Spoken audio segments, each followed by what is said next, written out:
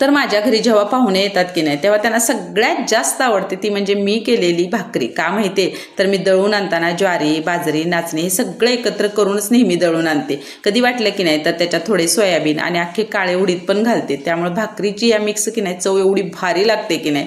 मग कुठली पण त्याच्यासोबत भाजी असू दे, त्यातल्या त्यात जर नॉनव्हेज असेल की नाही तर मग काय विषयच खोल पृथ्वी गोल। तर इथे मी ज्वारी, बाजरी, नाचणी गिरणीतून पहिल्यांदा दळून आणले।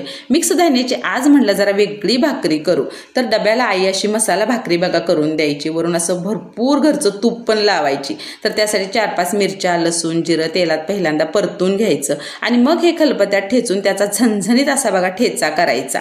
पिठात मग आपण केलेला चमचाभर ठेचा, हळद, मीठ, गरम मसाला, लोणच्याचा जो मसाला असतो की नाही तो फक्त घालायचा। हे सगळं मिक्स करायचं। कोथिंबीर आणि पालक सुद्धा बारीक चिरून घालायचं। मग गरम पाण्यात पीठ मळून घ्यायचं, पातळ अशी बघा त्याची भाकरी थापून घ्यायची, दोन्ही बाजूनी मग तव्यात चांगली भाजून घ्यायची।